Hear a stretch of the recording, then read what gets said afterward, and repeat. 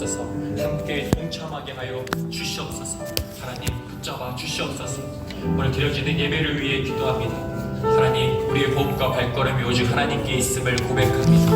가장 적극적인 고백이 우리의 예배가 되게 하여 주시옵고, 온 마음과 정성과 뜻을 다해 드려지는 예배가 되게 하여 주시며, 부족한 중에 말씀 들고 서싸우니 하나님 말씀에 진의를 선포할 수 있도록 성령의 충만함을 허락하여 주시옵소서. 사랑과 은혜가 충만하신 하나님, 오늘도 온 마음과 정성과 뜻을 다해 하나님께 기도하고 예배합니다. 부족하고 연약한 인생에게 오늘의 흡족한 은혜를 내려 주시옵소서. 늘 전능하신 하나님을 경외하며 살아가는 말과 행동이 고백되게 하시고, 모든 이해와 판단이 하나님 말씀과 예수 그리스도의 사랑에 기초하게 하여 주시옵소서. 부족한 종을 성령께서 붙잡아 주셔서 전하는 자와 듣는 자 모두가 말씀의 풍성한 은혜를 누릴 수 있도록 인도하여 주시옵소서. 모든 말씀 우리를 구원하신 예수 그리스도의 이름으로 기도합니다. 아멘. 이 시간 은혜를 나눌 하나님 말씀은 열왕기상 9장 10절부터 28절입니다. 교독하신 후에 마지막 절은 함께 읽겠습니다. 솔로몬이 두 집, 곧 여호와의 성전과 왕궁을 20년 만에 건축하기를 마치고 그다음에 성읍 20곳을 히람에게 주었으니, 이는 두로와 히람이 솔로몬에게 그 온갖 소원대로 백향목과 잣나무와 금을 제공하였습니다. 히람이 두로에서 와서 솔로몬이 자기에게 준 성읍들을 보고 눈에 들지 아니하여 내 형제여, 내게 준 이 성읍들이 이러하고 이러하여 가볼 땅이라 하더니 그 이름이 여기까지 있으니라. 히람이 급 120달란트를 왕에게 보내었더라. 솔로몬 왕이 욕군을 일으킨 까닭은 이러하니 여호와의 성전과 자기 왕궁과 밀로와 예루살렘 성과 하솔과 무기토와 게셀을 건축하려 하였습니다. 전에 애굽왕 바로가 올라와서 게셀을 탈취하여 불사르고 그 성읍에 사는 가나안 사람을 죽이고 그 성읍을 자기 딸 솔로몬의 아내에게 예물로 주었더니, 솔로몬이 게셀과 아레를 건축하고 또 바알락과 그 땅에 들에 있는 다두물과 자기에게 있는 모든 구성과 병거성들과 나병의 사슬을 건축하고, 솔로몬이 또 예루살렘과 레바논과 그가 다스리는 땅에 건축하고자 하던 것을 다 건축하였는데, 이스라엘 자손이 아닌 아모리 사람과 헷 사람과 브리스 사람과 히위 사람과 여부수 사람 중 남아있는 모든 사람, 곧 이스라엘 자손이 다 멸하지 못하므로 그 땅에 남아있는 남아있는 자손을 솔로몬이 노예로 삼아 오늘까지 이르렀으니, 다만 이스라엘 자손은 솔로몬이 노예를 삼지 아니하였으니 그들은 군사와 그 신하와 고관과 대장이며 병거와 마병의 지휘관이 됨이었더라. 솔로몬에게 이름을 감독하는 우두머리 550명이 있어 이르는 것을 다스렸더라. 바로의 딸이 다윗성에서부터 올라와 솔로몬이 그를 위하여 건축한 궁에 이를 때에 솔로몬이 밀로를 건축하였더라. 솔로몬이 여호와를 위하여 쌓은 제단 위에 해마다 3번씩 번제와 감사의 제물을 드리고 또 여호와 앞에 있는 제단에 분향하니라. 이에 성전 짓는 일을 마치니라. 솔로몬 왕이 에돔 땅 홍해 물가의 엘롯 근처 에시온 게벨에서 배들을 지은지라.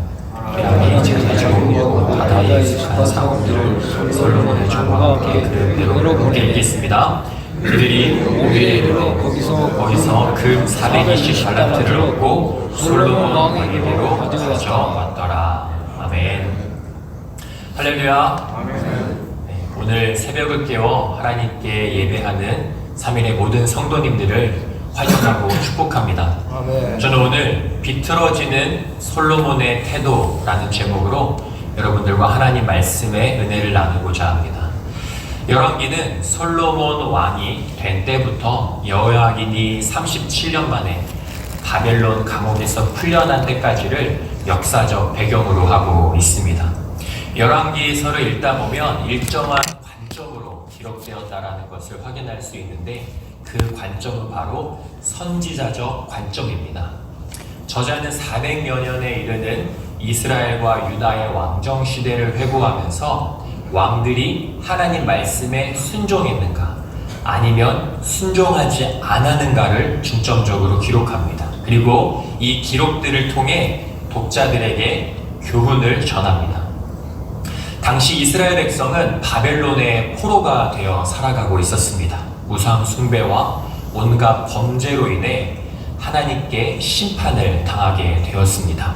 나라를 잃고 가족과 생이별을 하고 아침을 저주하는 비참한 인생을 살아가고 있었습니다.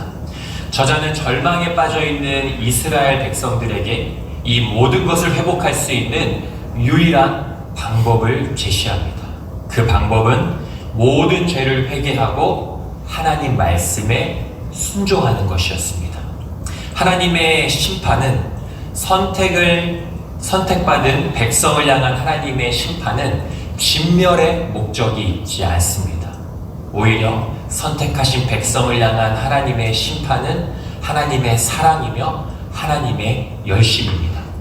아이를 키우면서 하나님의 마음을 조금은 알 것 같습니다. 아이가 잘못된 길로 가는 것을 가만히 두는 부모는 아무도 없습니다.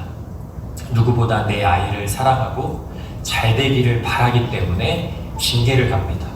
그리고 징계를 한 뒤에도 더욱 가슴 아파하는 것이 바로 부모의 심정이죠.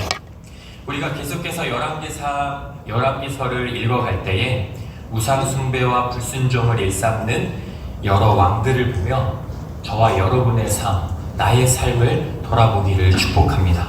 하나님 말씀보다 더 굳게 믿고 의지하는 것들이 있다면 이 시간 진정한 회개가 고백되기를 축복합니다. 그리고 나를 언제나 선하시고 완전하신 길로 인도하시는 하나님을 더욱더 신뢰하고 나를 위해 아들까지 내어주신 하늘아버지를 더욱 사랑하는 믿음의 고백이 이 시간 고백되기를 축복합니다. 본문 10절을 보겠습니다. 제가 읽겠습니다. 솔로몬이 두 집, 곧 여호와의 성전과 왕궁을 20년 만에 건축하기를 마치고 솔로몬의 40년간의 통치 기간 중 성전을 건축하는 데 7년, 왕궁을 건축하는 데 13년, 총 20년을 할애했습니다. 이러한 긴 시간 동안 건축의 목적이 하나님을 위하여서 나라와 백성을 위하여서 건축을 했다면 참 의미가 깊었을 텐데요. 그러나 9장 1절을 보시면 다음과 같이 기록되었습니다. 함께 읽겠습니다. 시작. 솔로몬이 여호와의 성전과 왕궁을 건축하기를 마치며 자기가 이루기를 원하던 모든 것을 마칠 때에 저자는 성전과 왕궁이 하나님을 위해서도 아니고 그렇다고 나라와 백성들을 위해서도 아닌 자신이 이루고 싶어 했다는 것을 드러냅니다. 그리고 본문 11절부터 14절은 성전과 왕궁의 건축이 이루어질 수 있도록 큰 도움을 주었던 두로왕 히람과의 이야기가 나옵니다. 11절을 제가 읽겠습니다. 갈릴리 땅의 성읍 20곳을 히람에게 주었으니 두로왕 히람이 솔로몬에게 그 온갖 소원대로 백향목과 잣나무와 금을 제공하였습니다. 성전과 왕궁의 건축을 위해서 두로왕 히람은 고급 자재들과 또 고급 인력들을 20년 동안이나 솔로몬에게 제공했습니다. 그리고 솔로몬은 히람에게 갈릴리 땅의 성읍 20곳을 하사하게 됩니다. 그런데 히람이 이 땅을 보고 이렇게 평가합니다. 13절을 세번역 성경으로 함께 읽겠습니다. 시작. 나의 형제여, 그대가 나에게 준 성읍들이 겨우 이런 것들이요 하고 말하였다. 그래서 오늘날까지 그곳을 가불의 땅이라고 한다. 이 가불이라는 의미는요, 쓸모없다라는 의미입니다. 받긴 받았는데 제대로 사용할 수가 없는 땅이라는 것입니다. 솔로몬은 건축에 큰 도움을 주는 히람에게 해마다 밀과 기름 등 식량을 제공했습니다. 이 히람에게 있어서 가장 필요한 것은 식량이었고 또한 농작물을 재배할 수 있는 땅이었습니다. 그래서 솔로몬이 땅을 하사할 경우 자신의 상황을 충분히 고려하여서 비옥한 땅을 하사할 거라는 기대를 갖고 있었습니다. 그러나 솔로몬이 하사한 땅은 가불, 아무짝에도 쓸모없는 땅이었다는 것이죠.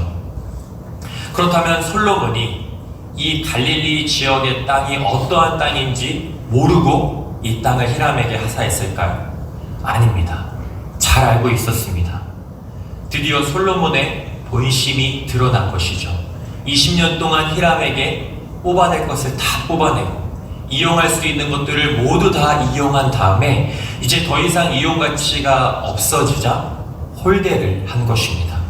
세속적 가치가 솔로몬을 지배하고 있었던 것이죠. 더 중요한 사실은 하나님께 죄를 지었다라는 것입니다. 여호수아 13장부터 19장까지는 이스라엘 12지파에 대한 가나안 땅 분배가 기록되어 있습니다.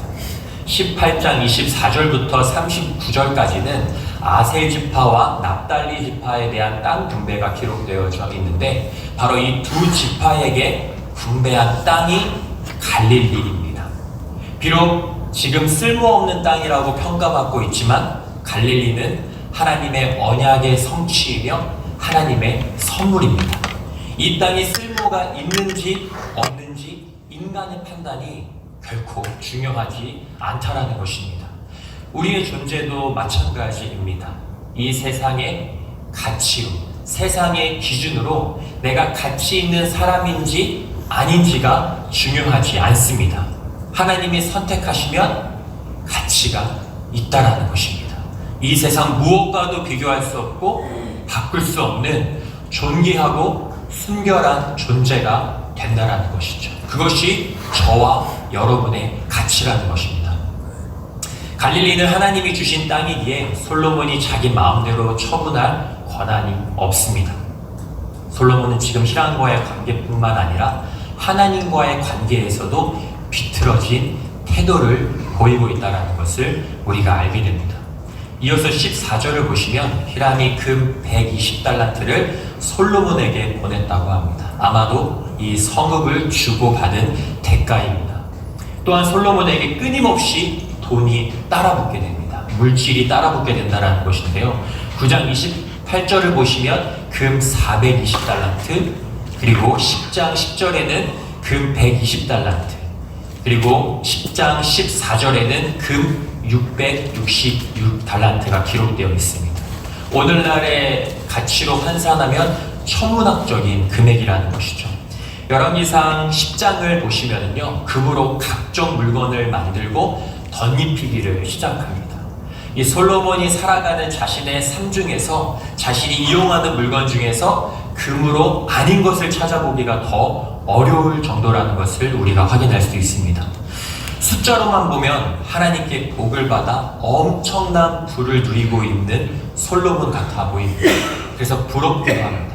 그러나 저자의 의도를 파악하고 있고 열왕기서의 기록 목적을 파악하고 있다면 오히려 앞으로 솔로몬에게 닥칠 불안한 미래를 예고하고 있다는 것을 느끼게 됩니다. 신명기 17장 15절부터 17절까지는 왕의 자격과 조건에 대한 4가지가 기록되어 있습니다. 타, 말, 아, 금. 타국인이 왕이 될 수 없고요. 말은 병마를 많이 두지 말 것, 타말, 아는 아내를 많이 두지 말 것, 타말, 아, 금을 많이 두지 말 것. 이것이 왕의 자격과 조건이라는 거죠. 이 4가지는 사실상 분리되어 있는 것이 아니라 하나입니다. 하나를 어기면 모든 것을 어기게 된다는 것이죠. 솔로몬이 왕으로서 무너지는 구조를 살펴보면요, 첫 번째로는 재물을 많이 두게 되고, 그리고 이어서 병마를 많이 두게 됩니다. 그리고 마지막 3번째로는요, 아내를 1000명이나 두게 된다는 거죠. 그리고 결국 하나님을 떠나게 되는 그러한 몰락의 모습을 볼 수 있게 됩니다. 왕은 하나님의 대리자로서 누구보다 하나님 말씀에 순종하고 맡겨주신 백성들을 잘 다스려야 합니다.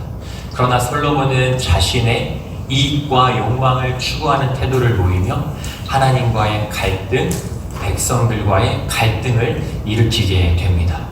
본문 15절부터는 솔로몬의 나머지 건축 사업에 대한 내용이 기록되어져 있습니다. 제가 15절을 읽겠습니다. 솔로몬 왕이 역군을 일으킨 까닭은 이러하니 여호와의 성전과 자기 왕궁과 밀로와 예루살렘 성과 하솔과 무깃도와 게셀을 건축하려 하였습니다. 솔로몬은 강제로 노동력을 동원해서 자신의 왕궁과 여호와의 성전을 건축한 것 외에도 수많은 건축을 하기 시작합니다. 밀로궁, 예루살렘 성벽, 그리고 3개의 성을 재건했죠. 이것이 끝이 아닙니다. 이어서 17절과 18절을 보시면 베톨은 바알랏, 다드몰 성읍을 또 건축합니다. 19절을 우리 함께 읽겠습니다. 시작. 자기에게 모든 국고성과 병거성들과 마병의 성들을 건축하고 솔로몬이 또 예루살렘과 레바논과 그가 다스리는 온 땅에 건축하고자 하던 것을 다 건축하였는데, 정말 광범위하게 많은 지역에 많은 건축을 했다라는 것을 우리가 알 수 있습니다. 저자는 그가 다스리는 온 땅에 건축할 수 있는 것을 다 건축했다라고 이렇게 이야기를 합니다. 그래서 한 주석가는 솔로몬을 향해 이스라엘 사람들을 노예로 삼아서 도시를 건설했던 애굽의 바로와 같다라고 평가하기도 합니다. 솔로몬은 이 건축 사업에 이방인들을 고용했는데요. 본문 21절을 보시면 남아있는 그들의 자손들이다 라고 기록합니다. 여호수아 시절에 가나안을 정복하면서 하나님께서 이스라엘 백성에게 가나안 땅에 거주하고 있는 7 족속을 다 진멸하라고 했습니다. 이 진멸이라는 뜻은 하나도 남김없이 모두 다 없애라는 뜻이죠. 그러나 이 말씀에, 이 여호와의 말씀이 이스라엘 백성이 순종했나요? 순종하지 않았습니다. 자신들의 유익을 위해서 가나안 땅에 살고 있는 백성들을, 원주민들을 진멸하지 않았다라는 것이죠. 저자는 솔로몬 또한 과거의 이스라엘 백성들처럼 하나님께 온전한 믿음과 순종을 고백하지 않고 있다라는 것을 드러냅니다. 그리고 이어 24절에는 애굽의 바로의 딸을 위해서 왕궁을, 성을 건축했다라고 기록되어져 있는데요. 솔로몬은 애굽과 우호적 관계를 위해서 이방의 왕인 이 애굽 왕의 바로의 공주를 아내로 맞이하게 됩니다. 저자는 앞서 3장에서도 그리고 7장에서도 바로의 딸을 언급하면서 앞으로 솔로몬에게 닥칠 어두운 결말을 예고합니다. 결국 11장 1절에서 솔로몬 왕이 이렇게 되었다라는 것을 기록하고 있는데요. 바로의 딸 외에 이방의 많은 여인을 사랑했다. 이것이 하나님을 떠나게 되는, 또한 이방의 많은 이방 신들이, 우상들이 예루살렘으로 들어오게 되는 결정적 역할을 하게 되었다라는 것을 우리가 알 수 있습니다. 그렇다면 역사는 솔로몬 왕을 어떻게 평가할까요?